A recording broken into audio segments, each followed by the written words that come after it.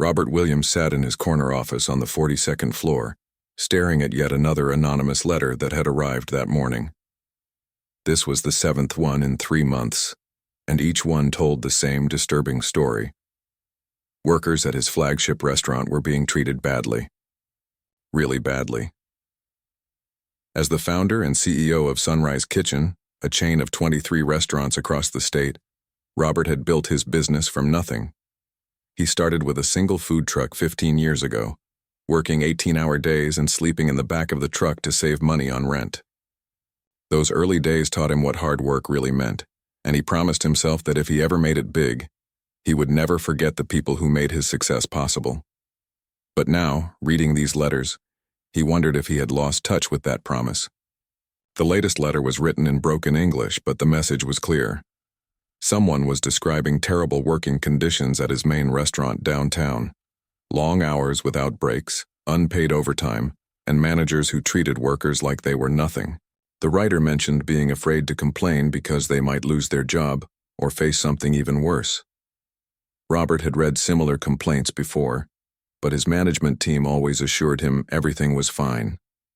The restaurant manager, Kevin Thompson, sent glowing reports every month. Sales were up, customers were happy, and according to Kevin, the staff loved working there. The numbers looked good on paper, but these letters painted a completely different picture. Robert picked up his phone and called Kevin directly. "Hey, boss. What's up?" Kevin answered in his usual cheerful voice. "Kevin, I need to ask you something straight up. How are we treating our workers down there? I'm getting some concerning feedback." There was a pause before Kevin laughed. "Come on, Robert. You know me better than that. We run a tight ship here, but we're fair. These workers today, they complain about everything. Someone probably got fired for showing up late and now they're trying to cause trouble. What about overtime pay? Are we making sure everyone gets what they're owed?" "Absolutely. Everything's by the book. Look, why don't you come down for lunch sometime? You can see for yourself how smooth everything runs." After hanging up, Robert felt uneasy. Kevin's answers were too quick, too defensive. A good manager would have been concerned about these complaints and wanted to investigate them properly. Instead, Kevin seemed to be brushing them off completely. That evening, Robert went home to his quiet suburban house and couldn't stop thinking about those letters. He had dinner alone, as usual since his divorce 3 years ago. His ex-wife used to tell him he was becoming too disconnected from the real world, too comfortable in his bubble of success. Maybe she was right. He thought about his own father, who had worked in construction his whole life. His dad always said, "You can tell everything about a man by how he treats people who can't do anything for him." Those words had guided Robert when he was starting out, but somewhere along the way, he had stopped paying attention to the people at the bottom of his own company. The next morning, Robert made a decision that would change everything. Instead of sending someone else to investigate, instead of relying on reports from managers who might be hiding the truth, he would see things for himself. But not as the CEO. Not as the boss who everyone would put on a show for. He would go undercover. The plan was crazy, but it felt right. Robert had worked in restaurants before he became successful. He knew how to cook, how to clean, how to do all the jobs that kept a kitchen running. If he could disguise himself well enough, he could get hired as a regular worker and see exactly what was happening. Robert spent the weekend preparing. He grew out his beard, which changed his appearance significantly. He bought clothes from a thrift store, old jeans, worn-out sneakers, and simple t-shirts that were nothing like his usual expensive suits. He practiced speaking differently, using simpler words and dropping some of the polished way he usually talked. The hardest part was creating a fake identity that would hold up to basic checking.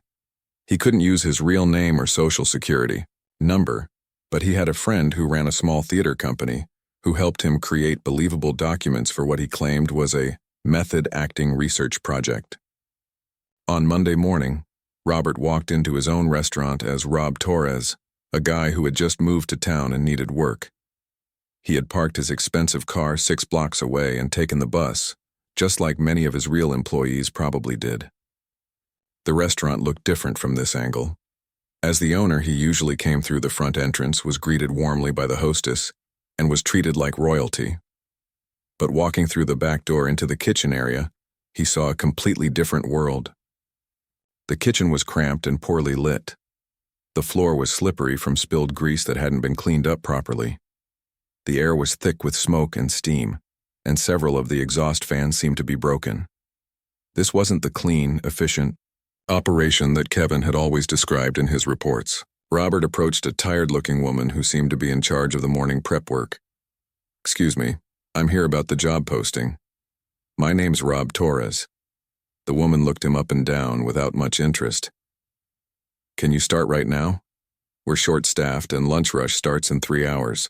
"Sure, absolutely." "Good. You'll be doing prep work, cutting vegetables, washing dishes, whatever needs doing. $8 an hour, paid weekly. You got a problem with hard work?" Robert almost choked. $8 an hour? The minimum wage in their state was $12. But he just nodded and said, "No problem at all." She handed him a dirty apron and pointed toward a pile of potatoes that needed peeling. "Get started on those. And hey, Rob, nobody cares about your life story here. Just do the work and don't cause trouble." As Robert began peeling potatoes, he watched everything happening around him. Workers were moving fast, but they looked exhausted and stressed. Nobody was talking or laughing like he imagined a good workplace should be. Everyone just kept their heads down and worked. After about an hour, a young man came over to help with the vegetables. He introduced himself as Diego and seemed friendly enough, but Robert noticed that Diego kept looking around nervously whenever they talked, like he was afraid someone might be listening. "How long have you been working here?" Robert asked quietly. "About 8 months," Diego whispered back. "But man, I'm thinking about leaving soon. This place, it's not what they told me it would be like." Before Robert could ask what he meant, Kevin Thompson walked into the kitchen. Robert's heart pounded as his own restaurant manager came within 5 feet of him, but Kevin barely glanced at the new prep cook peeling potatoes in the corner. "Where's the morning delivery report?" Kevin barked at one of the cooks. "Still waiting on some items, sir. The truck was late and they shorted us on the tomatoes." "We'll figure it out. I don't want to hear excuses, and make sure everyone's moving fast today. Corporate might be doing surprise visits this week." Robert almost laughed at the irony. Corporate was already here, just not in the way Kevin expected. As his first day continued, Robert began to understand that those anonymous letters were probably just the tip of the iceberg. He could already see that something was very wrong in his restaurant, and he was determined to find out exactly what was happening to the people who worked for him. Robert had been working undercover at his own restaurant for almost 2 weeks now. Every day brought new surprises, and none of them were good. The kitchen was understaffed, the equipment was old and barely working, and the workers were pushed to their limits, just to keep up with the daily rush. But it was on his 10th day that Robert noticed something that would change everything. Arrived at 5 in the morning for his prep shift. Earlier than usual because they were expecting a big lunch crowd. As he walked through the back door, he was surprised to see someone already there, scrubbing pots in the dim light of the dish pit. The person was working so quietly that Robert almost didn't notice him at first. It was a man who looked to be in his 30s, medium height, with calloused hands that moved quickly and efficiently over the dirty dishes. Robert had seen him before during the busy dinner rushes, always in the background, always working, but never really talking to anyone. "Morning," Robert said softly, not wanting to startle him. The man looked up, and Robert could see exhaustion written all over his face. His eyes were red and there were dark circles underneath them like he hadn't slept in days. "Oh, hello. You're the new guy, right?" "Rob? Yeah, that's me. I didn't expect anyone to be here this early." The man smiled, but it was a tired smile. "I come in early to get ahead on the dishes. Dinner shift gets crazy, and if I don't prep everything in the morning, we fall behind." Robert looked around the dish area. It was spotless, organized, and ready for the day. This guy had probably been here for hours already. "What's your name?" Robert asked. Luis Hernandez. "I do the dishes mostly, but I help with prep when they need it." Over the next few hours, Robert watched Luis work. The man was everywhere at once. When the morning prep cooks arrived, Luis helped them carry heavy boxes from the delivery truck. When the lunch rush started, he was back at the dish pit, washing an endless stream of plates and glasses. When the dinner crew came in, Luis was still there, now helping to clean vegetables and set up stations. Robert realized he had never seen Luis take a real break. The man grabbed quick drinks of water when he could, Sometimes ate a piece of bread or a few fries when nobody was looking, but he never sat down, never stopped working. During a quiet moment between lunch and dinner, Robert found himself working next to Luis, both of them chopping onions for the evening soup. "Man, you work a lot of hours," Robert said, trying to sound casual. "When do you usually get off?" Luis glanced around nervously before answering. "Depends on how busy we are. Sometimes 10, sometimes midnight. Weekends can go later." Robert did some quick math in his head. Luis had been there when he arrived at 5 in the morning, and if he didn't leave until midnight, that was 19 hours. Even if he came in at 4, that was still 18 hours of work. "That's gotta be tough on your family," Robert said. Luis's face changed, becoming sad and worried. "Yeah, it is. I got 3 kids and my mom lives with us. My mom, she's sick, needs medicine. It's expensive, you know, so I work as much as they let me. That's rough, man. But at least the overtime pay must help, right?" Luis stopped chopping and looked at Robert with confusion. "Overtime pay?" Robert felt his stomach drop. "You know, when you work more than 40 hours a week, they have to pay you time and a half. It's the law." Luis laughed, but it wasn't a happy laugh. It was bitter and tired. "Rob, I don't think you understand how things work here." Before Robert could ask what he meant, Kevin Thompson appeared in the kitchen, making his usual rounds. Luis immediately went quiet and focused on his onions, but Robert noticed his whole body tensed up.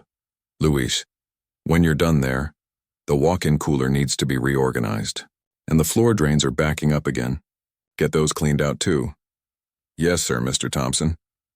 Kevin walked away without another word, treating Luis like he was invisible. Robert waited until Kevin was gone before speaking again. "Luis, can I ask you something personal? How much do they pay you here?" Luis looked around again, making sure nobody was listening. When he spoke, his voice was barely above a whisper. "Rob, I probably shouldn't tell you this, but I haven't gotten a paycheck in 6 weeks." Robert almost dropped his knife. "What do you mean you haven't gotten paid?" "Mr. Thompson, he says there's problems with my paperwork. Says he's working on it, but every week it's the same story." "Next week, Luis, next week we'll get it sorted out." "But you keep working?" Luis's eyes filled with tears, but he blinked them back quickly. "What choice do I have? I got mouths to feed, Mr. Thompson. He knows my situation. He knows I can't just leave." Robert felt sick to his stomach. This was his restaurant. This was happening under his name, with his reputation. "Luis, what do you mean he knows your situation?" Luis was quiet for a long moment, and Robert could see he was struggling with whether to trust this new co-worker. Finally, he spoke. "Rob, I'm going to tell you something, but you can't repeat it, okay? I come here from Mexico 5 years ago. My papers, they're not perfect. Mr. Thompson found out about 6 months ago, and ever since then, things have been different." "Different how?" "He makes me work longer hours. Says if I complain about anything, he'll call immigration. Says I should be grateful he lets me work here at all." Robert's hands were shaking now. This wasn't just about unpaid wages. This was about a manager using someone's vulnerable situation to basically force them into unpaid labor. This was the kind of thing he'd read about in the news, the kind of thing that happened at other companies, bad companies. Not his company. "Luis, where are you sleeping? Do you have a place to stay?" Luis looked embarrassed. "Most nights I go home to my family, but some nights when we work real late and I have to be back early, Mr. Thompson says I can sleep in the storage room. Says it's easier than going home just to come back in a few hours." Robert looked toward the storage room, a cramped space behind the kitchen where they kept extra supplies. The idea of anyone sleeping in there on a floor between boxes of canned goods and cleaning supplies made him feel sick. "How often do you sleep here?" "Maybe 3 times a week. Sometimes more if we're really busy." Robert realized that Luis was essentially living at the restaurant, working 19-hour days, sleeping on a concrete floor, and not getting paid anything for any of it. And all of this was happening because a manager was threatening a vulnerable worker who just wanted to support his family. That afternoon, during what was supposed to be Luis's break, Robert watched him call home on an old flip phone. Even though Luis was speaking Spanish, Robert could hear the worry in his voice. After he hung up, Luis sat on a milk crate behind the dumpster and put his head in his hands. Robert walked over and sat down next to him. "Everything okay? My mom needs to see the doctor again. The medicine isn't working like it should, but the doctor wants money up front and Luis's voice broke. "I don't know what to tell my wife. She keeps asking when I'll get paid and I keep making excuses. Robert felt anger building up inside him, but not at Luis. At himself for not knowing this was happening. At Kevin for allowing it to happen. At a system that let people be treated this way. Luis, this isn't right. What they're doing to you, it's not legal. Luis looked at him with tired eyes. Rob, you seem like a good guy, but you don't understand. People like me, we don't have choices. We take what we can get and hope things get better. Robert wanted to tell Luis right then who he really was. Wanted to fix everything immediately. But he knew he needed to understand the full picture first. If this was happening to Luis, how many other workers were being treated the same way? As the dinner rush started and Luis hurried back to his endless pile of dishes, Robert made himself a promise. He was going to find out exactly what was going on in his restaurant, and he was going to make sure everyone responsible paid for what they had done. Robert couldn't sleep that night. He kept thinking about Luis, about those 19-hour days, about sleeping on a storage room floor. But what bothered him most was the feeling that this was just the beginning. If Kevin was doing this to Luis, who else was he hurting? The next morning, Robert arrived at work with a new mission. He still had to play his role as Rob Torres, the new prep cook, but now he was also secretly investigating his own company. He started paying closer attention to conversations, watching how Kevin interacted with different employees, and looking for patterns. During his lunch break, Robert sat with Diego, the young man who had seemed nervous on his first day. They were eating behind the restaurant, away from the manager's eyes. Diego, can I ask you something? How do they handle paychecks here? Diego looked around nervously, just like Luis had done. Why do you ask, man? I'm just trying to understand how things work. At my last job, we got paid every 2 weeks, regular as clockwork. Diego laughed bitterly. Regular? Nothing's regular here, Rob. Sometimes we get paid on time, sometimes it's late. Sometimes they say there's problems with the system. What kind of problems? Last month, Kevin said the computer system crashed and lost everyone's hours. Said we'd have to accept whatever he remembered we worked. 3 people got shorted, but they were too scared to complain. Robert felt his anger growing. Scared of what? Getting fired, mainly. But for some of us, it's worse than that. Kevin knows things about people, you know? Things he can use against them. Before Robert could ask what that meant, a young woman named Anna joined them. She was one of the servers, probably in her early 20s, with tired eyes that reminded Robert of Luis. What are you guys talking about? Anna asked. Just work stuff, Diego said quickly, but Anna sat down anyway. Rob, you're new here, right? Let me give you some advice. Keep your head down, do your work, and don't ask too many questions. That's how you survive in this place, and what do you mean, survive? Anna looked at Diego, who nodded like he was giving her permission to speak. Kevin runs this place like he owns it. He's got his favorites, and then he's got everyone else. If you're everyone else, you better watch yourself. What does he do? Lots of things. Like, see these uniforms? Anna pointed to her shirt. Kevin charges us $20 each for these. Says it's company policy. But I worked at another Sunrise Kitchen location last year, and they gave us uniforms for free. Robert knew this because he had written the policy himself. Uniforms were supposed to be provided at no cost to employees. He also takes money from our tips, Anna continued. Says it's for administrative costs and uniform cleaning. Takes about 15% of what we make. This was getting worse by the minute. Robert had created a tip pooling policy that was designed to help workers, not hurt them. Kevin was stealing directly from employees' pockets. Have you tried complaining to corporate? Robert asked, already knowing the answer. Diego and Anna laughed at the same time. Corporate? Diego said. Kevin told us he has connections up there. Says if anyone complains about him, he'll make sure they get fired from the whole company. Says he can put us on some kind of blacklist. Robert realized that Kevin had been using his authority and Robert's own company policies to terrorize workers. These people thought Kevin had more power than he actually did, and Kevin was happy to let them believe it. Over the next few days, Robert started documenting everything he could. He used his phone to take pictures when nobody was looking, recorded conversations when possible, and kept detailed notes about what he saw and heard. He discovered that Kevin had created an entire system of exploitation. There was Pedro, a cook who was being charged $50 a month for knife rental, even though the company was supposed to provide all cooking tools. There was Rita, a cleaner who was working off a fake debt that Kevin claimed she owed for training materials. And there was an older man named Joseph, who was being paid $5 an hour under the table because Kevin said his background check had problems. The more Robert learned, the sicker he felt. Kevin wasn't just stealing money, he was crushing people's spirits, making them feel worthless and powerless. But the biggest shock came during his third week undercover.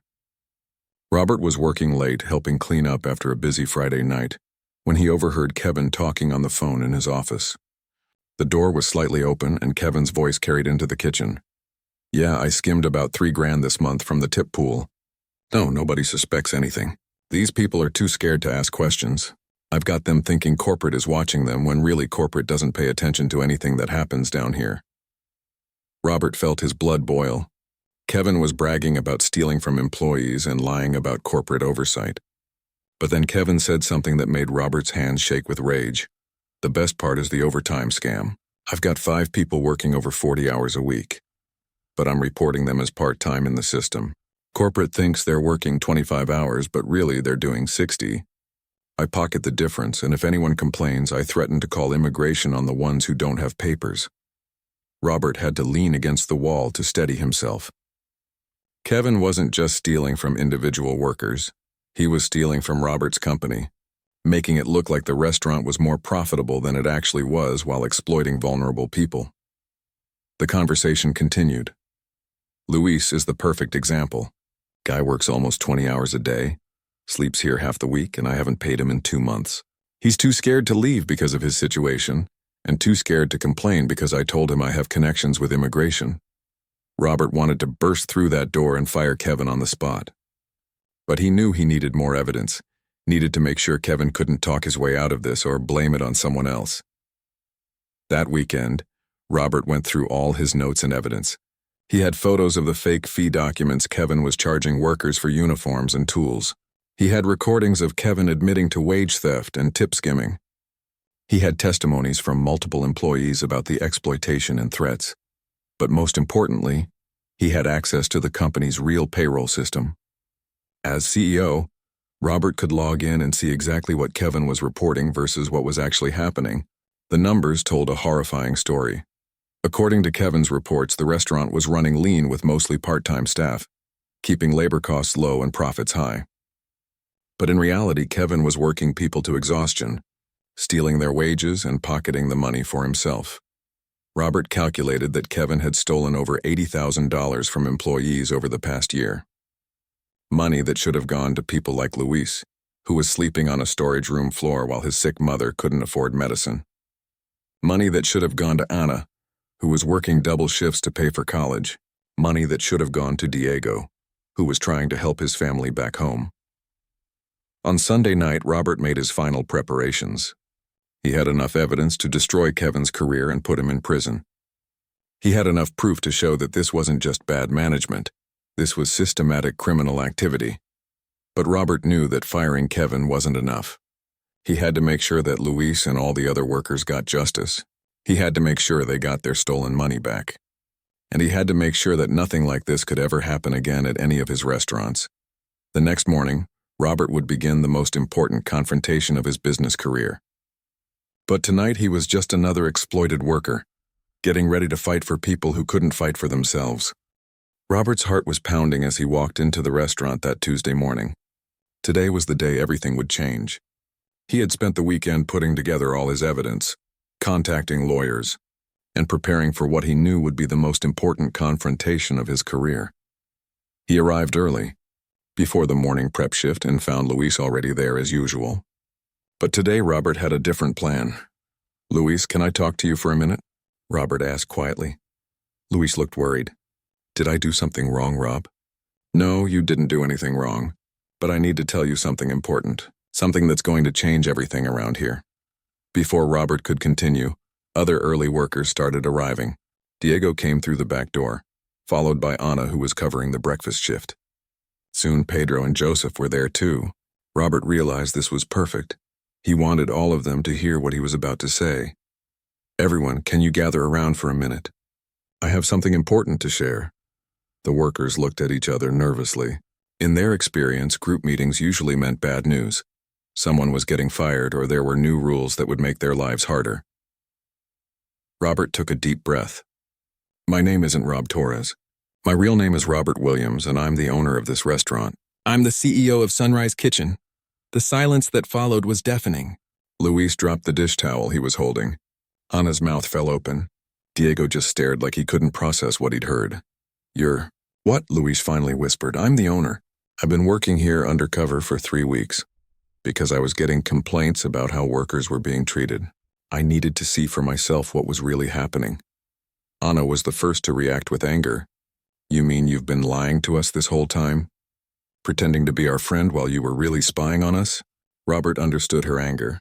Anna, I know this is shocking, but I want you to know that everything you told me, everything all of you shared with me, it was real. My friendship with you is real. And I'm here because I'm going to fix everything that's wrong in this place. How do we know you're telling the truth? Diego asked. Anyone can say they're the owner. Robert pulled out his wallet and showed them his driver's license and business cards. Then he took out his phone and showed them photos from the company website. Pictures of him at ribbon-cutting ceremonies and business meetings. Luis was still staring at him in disbelief. Mr. Williams, you saw everything. You know about the sleeping in the storage room, about not getting paid. I know about all of it. Luis. And I know about Kevin stealing from every single one of you. At the mention of Kevin's name, everyone's faces changed. Fear crept into their expressions. Please don't tell him we talked to you, Anna pleaded. He'll fire us all or worse. Nobody's getting fired except Kevin, Robert said firmly. And that's happening today. Just then, as if summoned by their conversation, Kevin Thompson walked through the back door.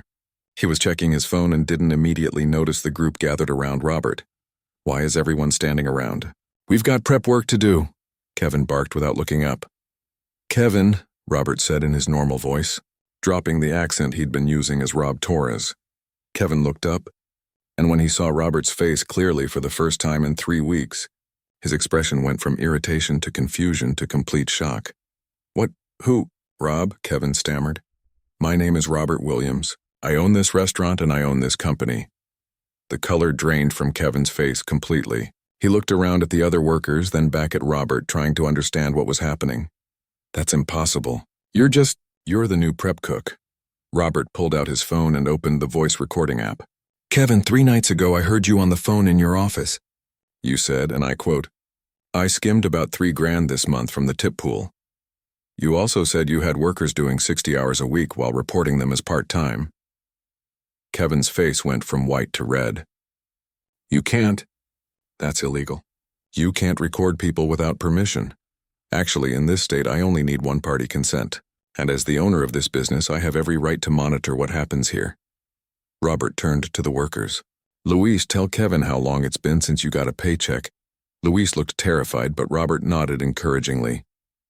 2 months, Luis said quietly. Anna, tell Kevin how much he charges you for uniforms that are supposed to be free. $20 each, Anna said, her voice getting stronger. Diego, tell Kevin about the fake computer crash last month. Diego stood up straighter. He said the system lost our hours and we had to accept whatever he remembered. But he shorted 3 people. Kevin was backing toward the door now. This is all a misunderstanding. These workers, they don't understand how business works. Sometimes there are delays, sometimes there are expenses. Robert held up a folder full of documents. Kevin, I have access to the real payroll system. I can see exactly what you've been reporting to corporate versus what you've actually been doing. Over the past year, you've stolen $87,000 from employees. That's a lie. I also have recordings of you admitting to wage theft and threatening undocumented workers. I have photographs of the fake fee documents you created. And I have testimony from 6 different employees about your illegal activities. Kevin's whole body was shaking now. Look, Robert, we can work this out. I know there have been some problems, but we can fix this. Don't ruin my career over some misunderstandings. Misunderstandings? Robert's voice rose. You had Luis sleeping on a storage room floor while his sick mother couldn't afford medicine because you weren't paying him. You threatened people with deportation to force them into unpaid labor. You stole money directly from workers who trusted you. Luis stepped forward, and for the first time since Robert had known him, there was fire in his eyes instead of fear. Mr. Thompson, my children went hungry because of you. My mother almost died because we couldn't pay for her medicine. And you call this a misunderstanding? Anna joined him. You stole my tip money and told me it was legal. You made me pay for uniforms that were supposed to be free. You lied to me about everything. One by one, all the workers stepped forward, surrounding Kevin. Not to threaten him, but to face him. For the first time, they weren't afraid. "Kevin Thompson, you're fired," Robert said. "Security will escort you out and you'll be hearing from our lawyers. The police are already investigating based on the evidence I've provided." Kevin made one last desperate attempt. "You can't do this to me. I made this restaurant profitable. I kept costs low." "You kept costs low by stealing from people who couldn't defend themselves. That's not business, Kevin. That's theft." As security guards arrived to escort Kevin out, Robert turned to his workers. "Everyone, I know this is overwhelming, but I want you to know that starting today, everything changes. Luis, you're getting every penny of back pay you're owed with interest. Anna, you're getting refunded for those uniform fees. Diego, everyone's getting their correct hours calculated and paid." Luis had tears in his eyes. "Mr. Williams, why did you do all this? Why did you care enough to go undercover?" Robert thought about his father's words about treating people who couldn't do anything for him. "Because this is what's right, and because every single person who works here deserves to be treated with dignity and respect." As Kevin was led away in handcuffs, Robert looked around at the faces of his employees. They looked scared, hopeful, confused, and relieved all at the same time. But most importantly, for the first time in months, they looked like they believed things could actually get better. 6 months had passed since that dramatic morning when Kevin was arrested, and everything changed at Sunrise Kitchen. Robert stood in the same spot where he had revealed his identity, but the restaurant felt like a completely different place now. The kitchen was brighter, cleaner, and filled with something that had been missing before: laughter. Workers were actually talking to each other, sharing stories, and helping each other out. It was the kind of workplace Robert had always dreamed of creating, but had somehow lost sight of along the way. Luis walked over with a clipboard, reviewing the evening schedule. But this wasn't the exhausted, defeated man Robert had first met 6 months ago. Luis stood tall, wore a clean supervisor uniform, and had a confidence in his voice that hadn't been there before. "Mr. Williams, everything's running perfectly tonight. The new team members are fitting in great, and we're actually ahead of schedule for tomorrow's prep work." Robert smiled. Luis was now the head of kitchen operations, earning $24 an hour with full health benefits for his entire family. But more importantly, Luis worked a reasonable 40-hour week and got to go home to his children every single night. "How's your mom doing, Luis?" Luis's face lit up with pure joy. "She's doing amazing. The surgery was successful, and the doctors say she's completely healthy now. She's even talking about getting a part-time job at the community center. And my kids—" Luis paused, his voice getting emotional. "My daughter made honor roll last quarter. She says it's because I can help her with homework now that I'm home for dinner." Robert felt that familiar warmth in his chest. After Kevin's arrest, he had personally made sure Luis received every penny of stolen wages, over $18,000 in back pay plus interest. Luis had used the money to get his family into a proper apartment and pay for his mother's medical care. But the money was just the beginning. Robert had promoted Luis and sent him to restaurant management training. Luis turned out to be a natural leader who genuinely cared about the people working under him. Anna approached them, carrying a folder of receipts. She was now the assistant manager, responsible for scheduling and employee relations. The scared young woman who used to worry about uniform fees had become a confident professional who advocated for her coworkers. "Mr. Williams, I wanted to show you this month's employee satisfaction surveys. We're at 96% positive responses, and look at some of these comments." Anna opened the folder and read aloud. "This is the first job where I feel respected and valued. Management actually listens to us and cares about our well-being. I never thought a restaurant job could be this good." Robert looked at the survey results with pride. But what made him happiest were the stories behind the numbers. Anna had used her back pay to enroll in business school and was now taking classes while working. Diego had become the head server and was saving money to bring his parents to visit from Honduras. Pedro had opened a small catering business on weekends, using skills he'd learned in professional development classes that Robert's company now paid for. The transformation hadn't been easy or cheap. Robert had invested over $200,000 in back pay, legal fees, and restaurant improvements. He had also implemented company-wide changes across all 23 locations, Every Sunrise Kitchen restaurant now had an employee advocate, someone workers could talk to confidentially about problems. There were regular inspections by corporate staff who spoke directly with employees, not just managers. And Robert had created an anonymous hotline where workers could report issues directly to his office. But the biggest change was in Robert himself. He now visited each location at least once a month, not as the CEO getting the royal treatment, but as someone who actually worked alongside employees and listened to their concerns. The legal aftermath had been swift and satisfying. Kevin was sentenced to 3 years in prison for wage theft, fraud, and violation of labor laws. The judge had been particularly harsh because Kevin had targeted vulnerable immigrants and threatened them with deportation. During the sentencing hearing, Luis had given a victim impact statement that brought tears to everyone's eyes.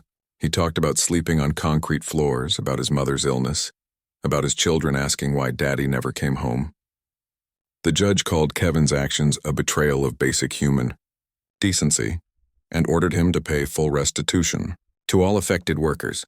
Robert had also discovered that Kevin wasn't the only problem manager in his company.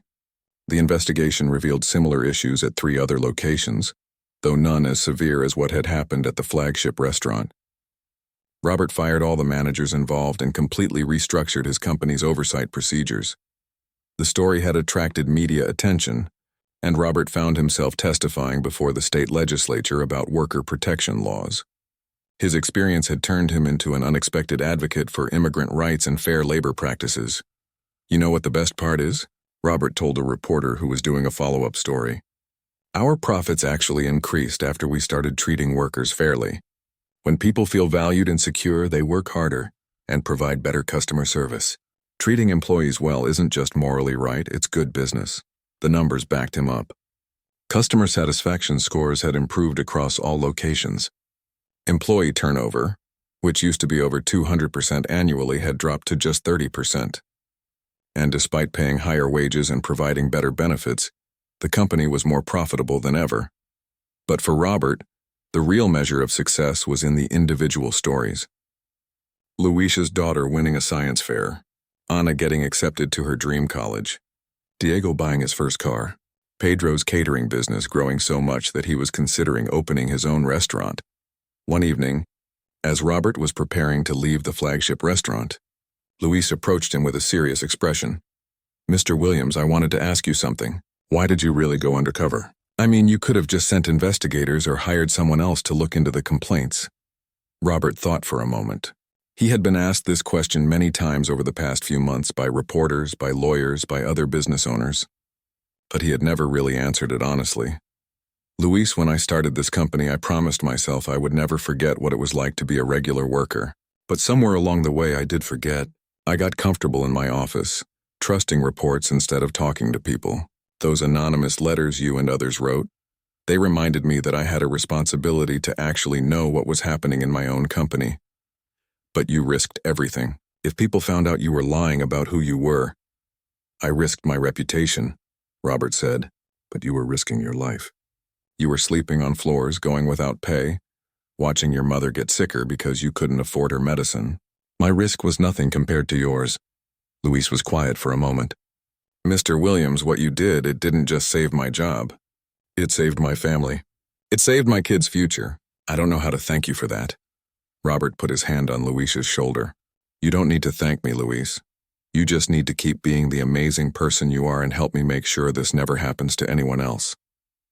As Robert drove home that night, he thought about how much had changed since those first anonymous letters arrived on his desk. He had learned that being a real leader meant more than just making profits and reading reports. It meant caring about the people who depended on him, especially the ones who couldn't protect themselves. The undercover experience had taught him that the most important part of running a business wasn't the numbers on a spreadsheet. It was the human beings whose lives were affected by his decisions every single day, and that was a lesson he would never forget again.